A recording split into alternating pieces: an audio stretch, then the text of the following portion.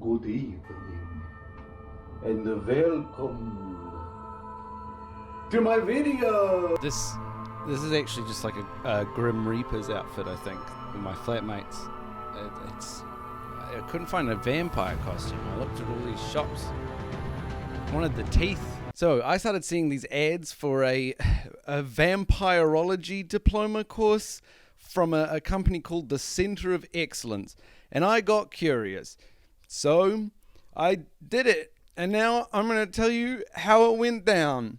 So I bought the course. It's 75% off. So how could I say no to that? It's 75% off all the time. But anyway, I bought the course. It's 29 British pounds, which translates to 57 New Zealand dollars, which is too much. But I bought it. And I geared up for the vampire course. I made a vampire study playlist to get me going. I'll put a link to that down below. Just kidding, it's all Evanescence. Okay, so you go to the Center of Excellence website and you get your course, and it's all on the website. And you log in, and the vampire course itself is broken up into 10 modules. So I get started, and you know what? I'm going to spoil something early for everybody. At no point in the vampirology course do they ever point out that vampires aren't real. They basically say the opposite. Like, the very heavily implied that vampires are extant. And I have a thing about this. I'll put a pin in that. I'll get to that later. The writing of the course is, it's very fanficky. According to some legends, a vampire could have sex with his wife, which could lead to a pregnancy. This was considered a hero who had powers to slay a vampire. Hell yeah, baby. We're talking about daywalkers, baby, all day. There is so much focus on this course about sex. So much of it is just so extremely horny, which I get. Like, a lot of people really want to fuck vampires for whatever reason, and, you know, fine, go for your life. But if it's so much of it is about sex and so little about the lore of vampires. Like, there's, you know how vampires, they can't enter a building unless they're invited in? This is mentioned twice in the entire course.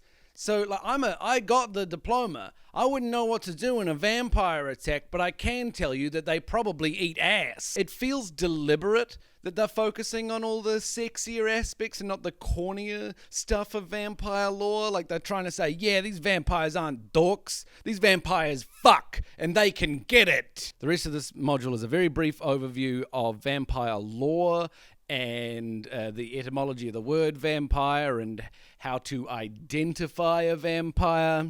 I did learn one thing that I thought was interesting. There was a thing in Jewish folklore where Judas Iscariot was said to be the first vampire, right? God cursed him to live eternally and he can't touch silver, the very thing he betrayed Jesus for, which I thought this is a good idea. And I did some research, and the only thing I could find, the only piece of media I could find that ran with this idea was a movie called Dracula 2000. It's a movie set in 2000, filmed in 2000. There aren't 2000 Draculas. And Dracula 2000 is played by Gerard Butler, who for some reason looks like this the whole time. I also found this fascinating fan video of Dracula 2000.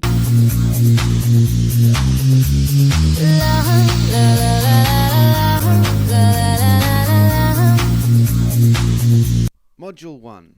What is a vampire? Now, every module is 2 to 5 pages of text, and then you do the test. And the test consists of about 10 multi-choice questions and then a couple of essay questions at the end. I say essay questions. There's a box for you to put your own text in, but a lot of these can just be answered in 2 words, and you fully get the point. I sit the test and I submit it, and then I wait. For 10 days I wait. The passing grade is 60%. Have I done enough? I check the website every day for 10 days, and then one day I see I've gotten a message. 100%, baby, I'm a fucking genius! Module 2, Vampires of the Ancient World and Internationally. Now, there are some typos in the course, and then there's just some Rather interesting wording occasionally. Impusa, daughter of the goddess Hecate, was a shapeshifter who had one leg made from metal, copper or brass. She feasted on the blood of young men as they slept before drinking their blood. You know how it is, before you sit down for a big bowl of blood, you have a little blood appetizer, a little blood amuse-bouche. In Module 2, one of the things they do is they just list a bunch of different vampires from different cultures around the world, and it's a very, very long list. The Asan Bosam lives in deep forest. It looks human, except its teeth are made out of iron. The Buta is created due to the violent death. So I did something that I'm not proud of. What you can do with the modules, there's no time limit or anything, basically no restrictions whatsoever. You could set any of the tests in any order you want, but you can just open up the test in one tab and then open up the text, the meat of the module in another tab and effectively do an open book test. And I did do this. Only for a couple modules, though, all right? I don't want anybody calling into question the legitimacy of my online vampire diploma. In the first module, I do answer a couple questions with literally 2 words for the essay questions. And I wanted to try and use some more poetic language, because someone must be accrediting this, right? Like, there must be a real human being on the other end. It can't be all automated.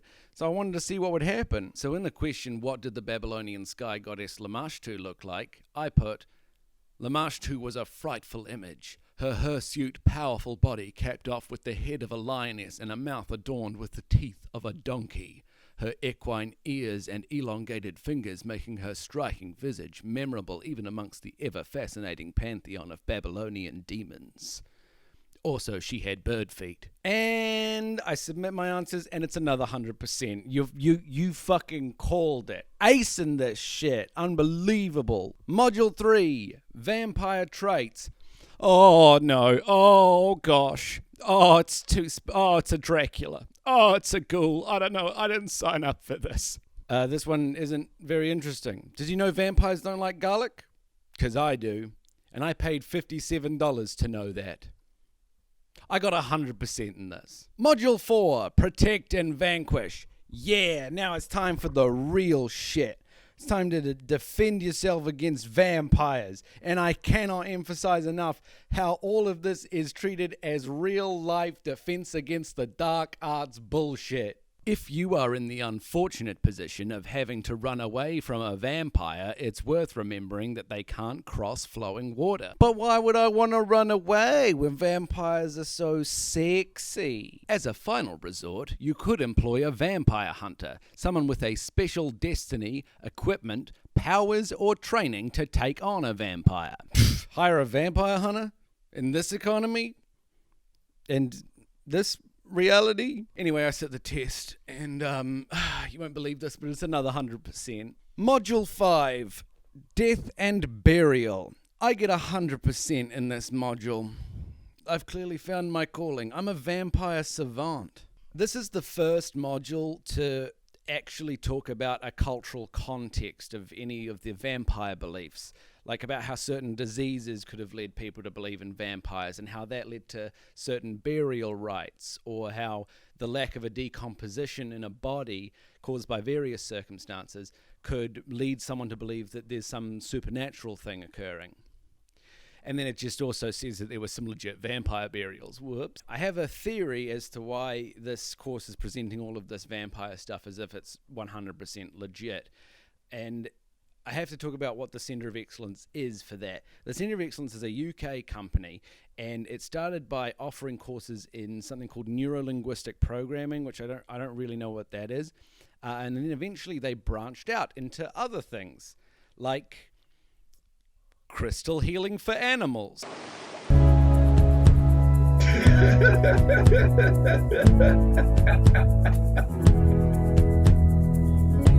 It looks so weird.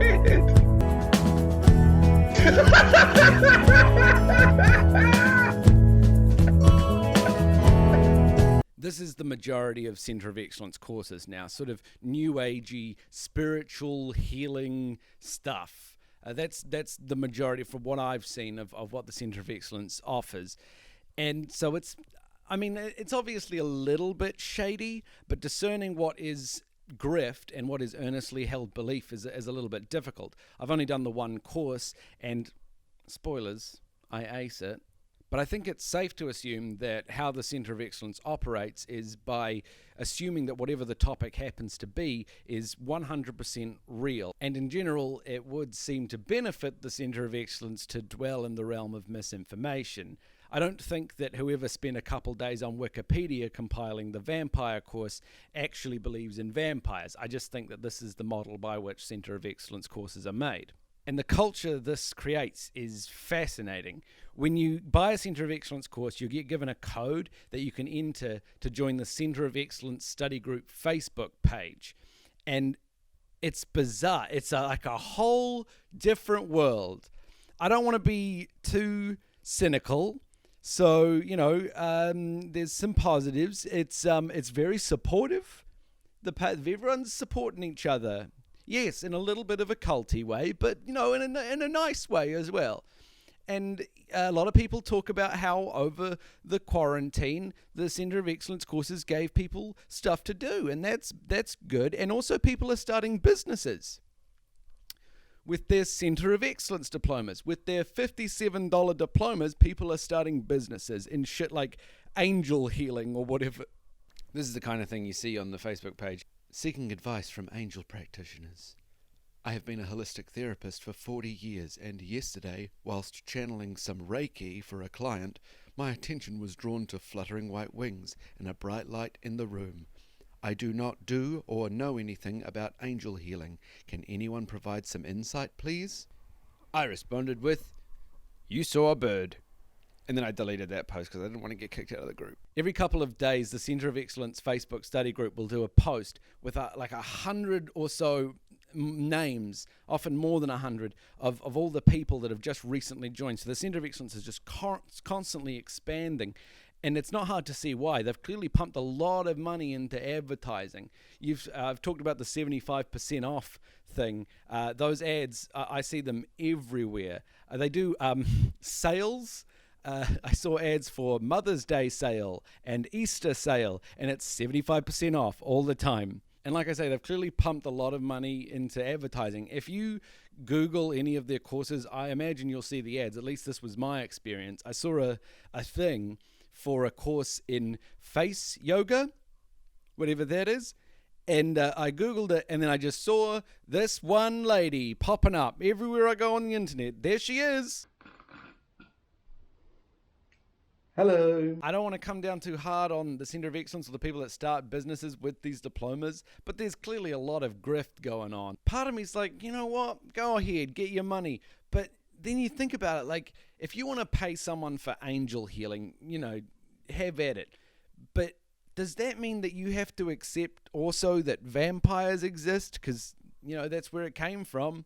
The same people that are saying you can angel heal are the same people that say vampires exist. And you're also assuming that this $57 online diploma somehow grants someone the ability to command celestial beings that would otherwise only be at the behest of God.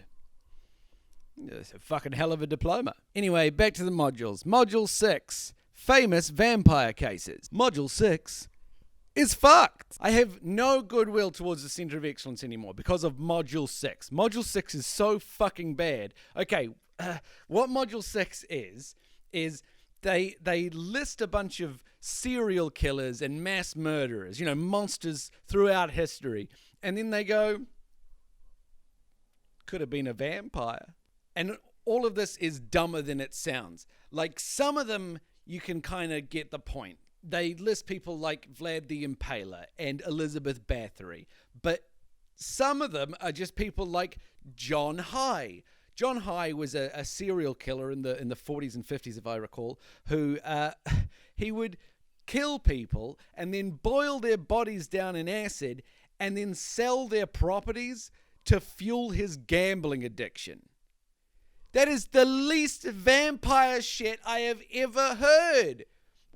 What part of that is vampire? He's not drinking blood. He's getting rid of the bodies with all that juicy blood. And then he's just throwing in an acid. And then, do you think vampires get into real estate? Or they need money for blackjack or crap? Also, as it turns out, I don't know if you know this, but there's a lot of really bad people in history that have done some really bad shit to children. And you have to read about it in this module.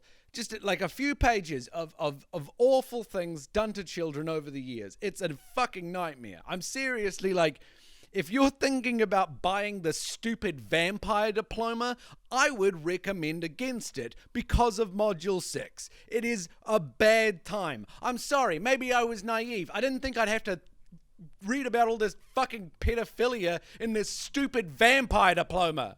But I still get 100%. Module 7. Modern explanations for vampires. This module goes a little bit deeper into the misconceptions of diseases and how that could lead to vampire beliefs and interpretations of vampires as symbols, usually representing evil or sexuality. But this also means that the Center of Excellence really shows their ass here. They'll just say shit like, drinking blood has always been believed to get power. Yeah? Okay. It's also here that I get my first proper citation, and it takes me to a website called Gods and Monsters, and this shit looks legit as hell. It's pretty clear after a little bit of searching that a lot of this is just taken from Wikipedia. Like, they'll use the same images used in the Wikipedia article, and this is all topsy-turvy. They're the ones using Wikipedia as a source. I'm the one meant to do that. I'm the student with a hangover. Anyway, I sit the test and...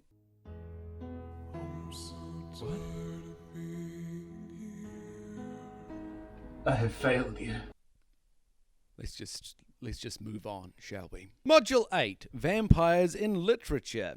Turns out there's a bunch of books about vampires. Who would have guessed? This covers your basics, your Draculas to your Anne Rice, and while it's nice to see vampires in fiction as opposed to them as fact, the test is the most basic out of any of the modules. It's just stupid questions like, who's the main character of Twilight? One of the essay questions is, how do vampires in Twilight differ from normal vampire lore? And this really annoyed me. The answer is they sparkle. I could have put they sparkle and gotten the answer correct.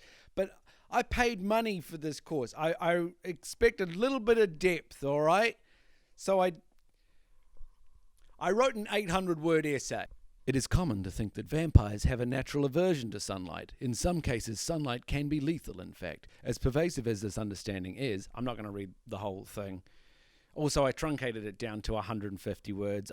Someone has to read this stupid shit, and I don't want to put someone through that. Anyway, I submit the test, and I'm back to 100%. I've earned a treat.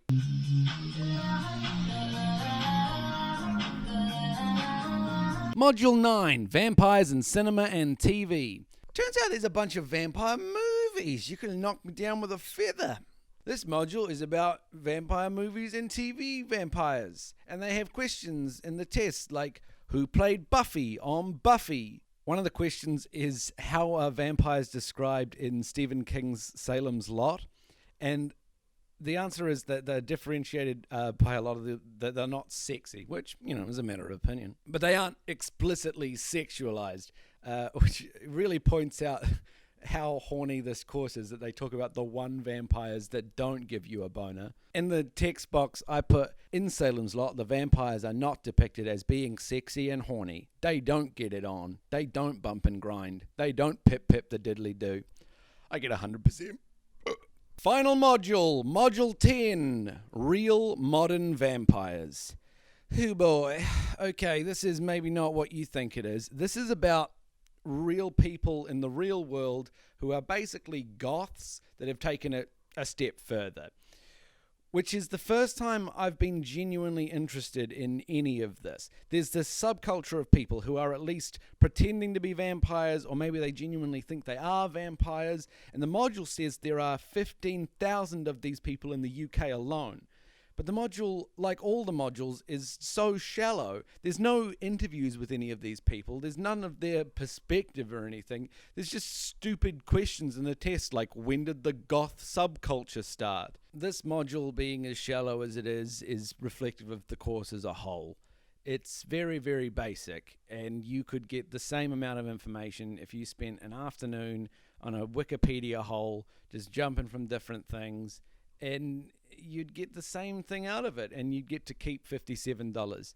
But no one would give you a diploma, which is what I got 100% in Module 10, almost 100% in everything. That's right, I'm a certified vampirologist. You know what that means? You can call me right now for any of my services. I have no idea what that would entail. Anyway, that's the whole course, and I'm very curious about the Center of Excellence as a company, and I want to know more about how they operate and the other courses that they offer as well. Maybe I'll even do some more. If you'd like me to do another one, maybe you'd leave a comment as to which one I should do. Just be wary though, like they will find out all your information. You'll see, whatever you look up all over the place, I imagine. And now, as a sexy vampire man, I'm gonna go fuck. I'm gonna suck and fuck. Suck as in suck blood, but also like sexy way. Bye.